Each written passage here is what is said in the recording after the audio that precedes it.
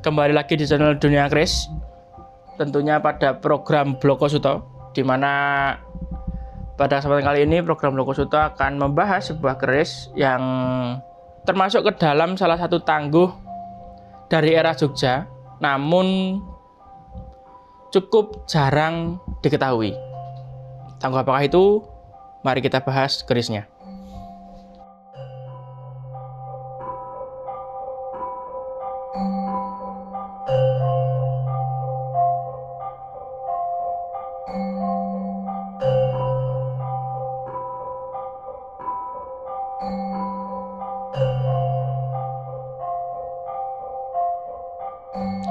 Ya, secara sandangan, walaupun tadi saya mengatakan bahwa ini masuk ke dalam tangguh dari era Jogja atau era HB, namun secara sandangan keris ini terpasang dengan warangka model atau langgam dari Solo atau Surakarta.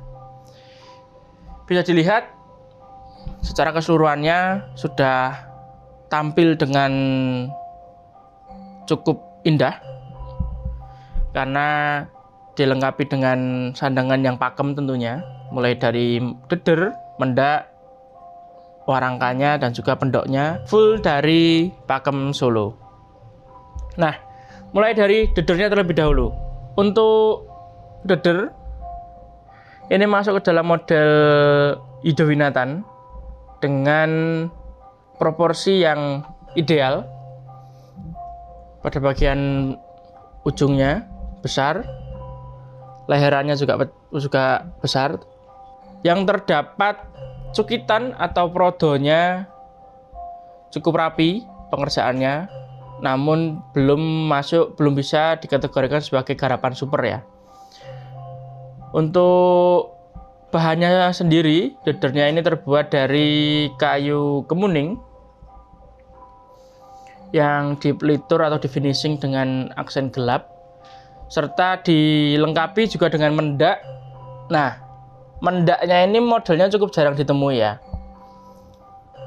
Menurut saya ini masuknya ke dalam jenis mendak robyong dengan permata melingkar. Terdapat permata yang melingkar hampir sama seperti kendit, cuman berbeda cara penempatannya. Untuk permatanya ini permata sintetis. Permata sintetis dengan bahan dasar mendak terbuat dari kuningan. Seperti itu. Itu untuk deder dan juga mendaknya. Lalu kita ke bagian yang paling besar, yaitu pada bagian warangkanya. Untuk pelokan ini terdapat motif yang mungkin bagi sebagian jenengan yang sering melihat warangka, tidak atau bisa dibilang kayu seperti ini memiliki karakter tersendiri.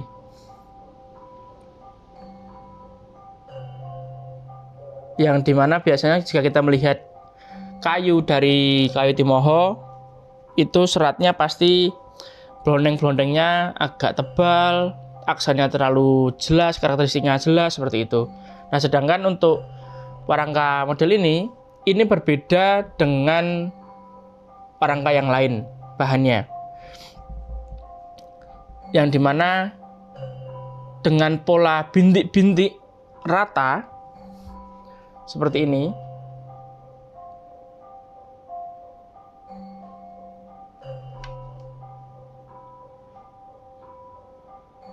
Full ya, depan belakang utuh semua. Ini dinamakan dengan kayu gembol jati. Tidak nampak serat kayu jatinya, namun hanya ada satu model kayu yang seperti ini, yaitu namanya kayu gembol jati. Kalau kita bicara timoho, maka sering kita atau kerap tertukar dengan kayu asem, dan juga beberapa kayu yang memang memiliki corak atau motif yang mirip. Sedangkan untuk model seperti ini tidak ada kayu yang menyerupainya, makanya cukup bisa dan gampang untuk dikenali kayu gembol jati ini. Oke, seperti itu. Dia menggunakan gayaman Surakarta. Gayaman biasa ini, belum masuk ke gandon atau belum masuk ke bancih, masih normal, standar secara ukurannya. Lalu untuk gandar, dia tidak iras ya, terdapat sambungan. Secara prejengannya sudah bagus dengan gayaman blewah. Untuk pendok ini masuk ke dalam model blewah ya, karena terdapat tengahannya ini atau antupnya. Dengan bahan ini masuknya ke dalam bahan, sebenarnya ini kuningan, namun kuningannya ini kalau bahasa perkerisannya namanya digongso, sehingga dia nampak gelap, nampak lebih kalem, warnanya tidak secerah atau tidak senyeter kuningan. Dan tentunya ini juga lawasan pendoknya, karena hanya pendok-pendok lawasanlah yang biasanya itu digongso seperti itu. Nah, itu dari segi sandangan. Sandangan sudah mapan, sudah rapi, sudah bagus. Tinggal simpan saja selama tidak ada permintaan atau keinginan pribadi dari panjenengan. Maka keris ini sudah layak dan sudah siap simpan. Oke, cara sandangan sudah kita bahas keseluruhannya, lalu kita akan masuk ke dalam isi dari warangka ini.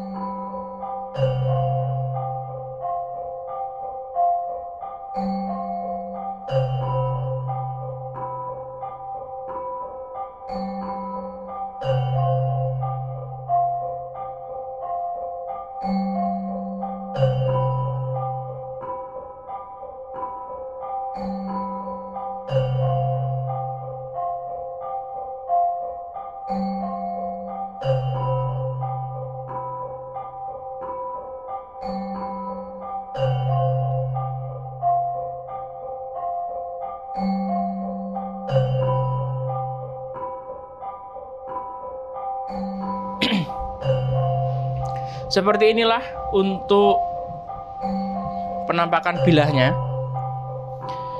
dimana sudah ada hal yang menarik perhatian, dimana pamor yang dimiliki oleh keris ini cukup memiliki daya tarik tersendiri, dimana jika kita lihat dengan lebih dekat dan lebih detail, terdapat dua unsur utama yang ada pada pamor keris ini, di mana terdapat seratnya yang biasa disebut dengan istilah ngawat, dan juga terdapat model atau bentuk yang nyanten.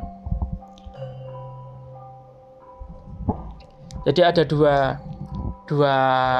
unsur yang ada pada pamor yang terdapat pada keris ini.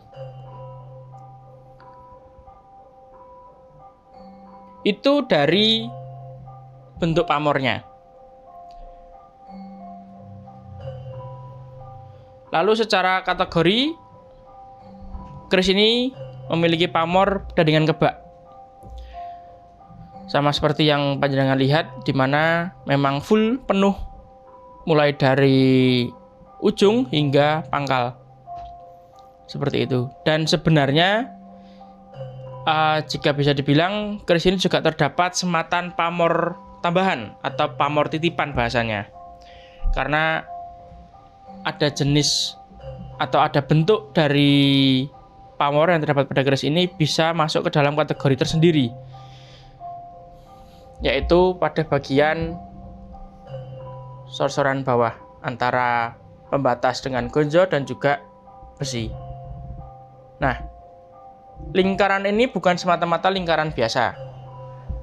Jika kita menilik atau kita melihat pada buku pamor, maka pamor yang terdapat pada titik ini, bagian sini, ini masuk atau bisa disebut dengan pamor Kutha Mesir.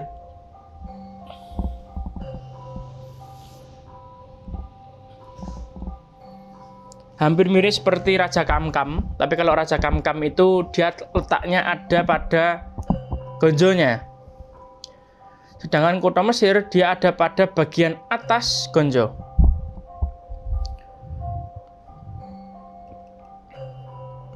Nah, itu masuk ke dalam kategori tersendiri. Jadi terdapat pamor tersembunyi di luar daripada pamor utama, yaitu pamor Pedandaian Kebak.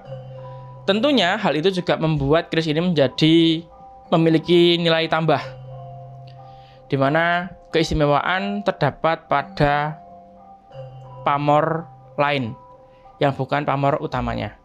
Oke, dan tentunya seperti pada umumnya, jika itu terdapat unsur keunikan atau unsur pembeda yang membuat keris itu menjadi tambah spesial atau tambah menarik, itu ada peminatnya tersendiri, dan itu membuat keris ini layak untuk dihargai lebih. Oke, itu dari segi pamor.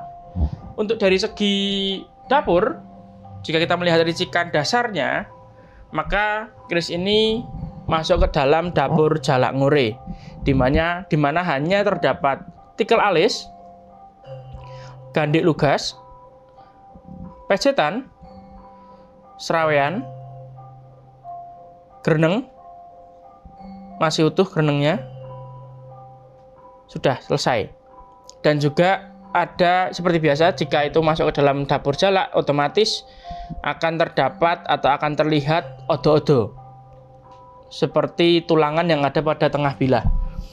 Itu syarat utama keris masuk ke dalam dapur jalak. Secara spesifik, jika digabungkan dengan ricikan yang lain, maka keris ini masuk ke dalam dapur Jalak Ngure. Seperti itu dari segi dapur. Lalu tangguh, yang dimana perihal tangguh saya sebutkan di awal video, yang bila dilihat secara rancang bangun dan juga material, dan yang paling mencolok itu sebenarnya pada bagian pamor. Cara penempatan pamor, material pamor, garapnya,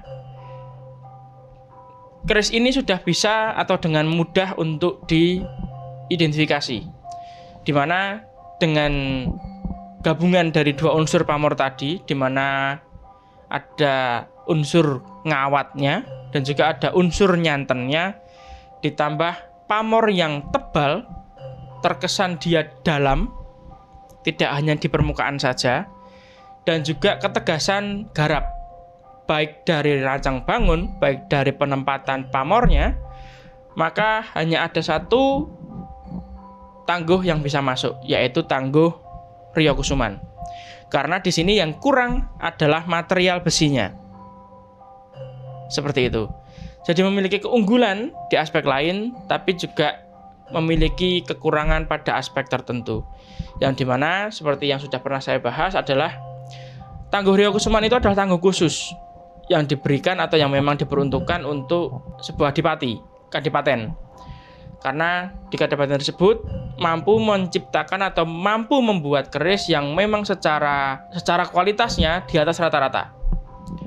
Karena di saat itu kualitas keris yang dibuat oleh daerah kadipaten tadi itu lebih bagus daripada yang dibikin di dalam keraton, sehingga sang raja memberikan aturan khusus, di mana tetap boleh membuat keris, tetap boleh memproduksi keris, namun syaratnya adalah harus mengurangi kualitas daripada salah satu aspek. Jika garapnya bagus, pamornya bagus, maka material besi harus tidak boleh bagus. Atau jika material besi bagus, pamornya bagus, maka garap dan rancang bangun tidak boleh bagus.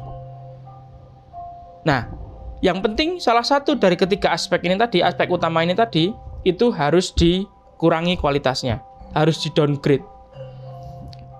Maka dari itu, kebanyakan atau hampir semua keris Ryokusuman tidak bisa memiliki atau tidak bisa menciptakan keris yang memang benar-benar perfect. Akan beda dan akan terlihat jelas jika kita sandingkan dengan tangguh HB7 tentunya. Yang dimana tangguh HB7 adalah tangguh atau era kejayaan atau masterpiece daripada tangguh yang dimiliki oleh Tangguh Jogja. Itu background atau latar belakang dari Tangguh Ryokusuman. Yang saya tahu demikian. Maka jika bisa dilihat, material besi yang dimiliki oleh keris ini sangat tanggung. Sebenarnya bagus jika digarap juga atau jika difinishing juga dengan bagus. Karena ini materialnya sebenarnya pulen, tapi karena memang dia dibuat menjadi kategorinya setengah matang lah katakanlah. Jadi potensi maksimalnya tidak akan muncul pada material besinya. Yang akan muncul pada bagian pamor dan juga garap. Karena garapnya ini termasuk istimewa, gagah, proporsionalnya bagus antara gandik, perbandingan gandik dengan wadidangnya, dan juga antara sosoran dengan panjang bilahnya. Seperti itu. Nah, itu yang bisa saya sampaikan pada tangguh keris ini. Dan selanjutnya kita akan coba ukur secara dimensinya, baik dari bilah, gonjo, dan juga besi. Tentunya kita akan bongkar juga. Untuk dadernya kita akan lepas. Dan sekaligus supaya panjenengan juga bisa melihat kondisi dari besinya, apakah utuh, apakah dia sudah sambungan, apakah dia gantian. Intinya panjenengan juga bisa melihat secara langsung bagaimana kondisi besi yang dimiliki oleh keris ini. Ya, ini kondisi besi yang dimiliki oleh keris ini. Bisa dilihat secara keutuhannya dan secara materialnya. Ini masih tergolong orisinil dan asli. Tidak ditambah, tidak diganti, dan tidak dipermak. Bisa dilihat tatanan pamornya. Lalu untuk lubang gonjonya, oke, seperti itu. Lalu untuk panjang besi yang dimiliki oleh keris ini itu berada di 7,2 cm. Oke, ini akan saya rapikan terlebih dahulu. Saya pasang lagi, lalu kita akan lanjut ke pengukuran dimensi dan kita akan tutup dengan pengolesan minyak. Oke, sudah saya rapikan kembali. Untuk panjang bilahnya, keris ini memiliki panjang bilah di 6,8 cm dan juga panjang gonjo berada di 8,9, hampir ke 9 cm, 8,8 hampir ke 9 cm, yang dimana secara keseluruhan masih atau masuk ke dalam kategori keris yang memang proporsional. Oke, terakhir sebagai pembanding antara tampilan di saat besinya kering dan juga tampilan di saat besi yang dimiliki oleh keris ini adalah besi basah karena dioles oleh minyak. Oke, akan saya oles. Nanti semoga bisa terlihat dengan jelas di kamera. Karena material-material seperti ini atau model seperti ini tuh cukup susah untuk ditampilkan di kamera karena memang tidak tergolong ke dalam besi atau keris yang memang fotogenik. Oke, ini saya olesi dengan minyak pada sebelah sisi bilahnya saja. Ini yang sudah terolesi sempurna dengan minyak.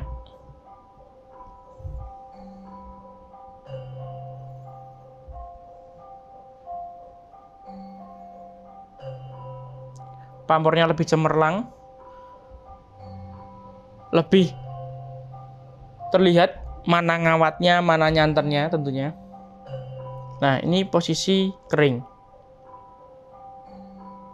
Tidak banyak akodiat yang terlihat, namun jika diolesi dengan minyak, terlihat banyak sekali pamor akodiatnya.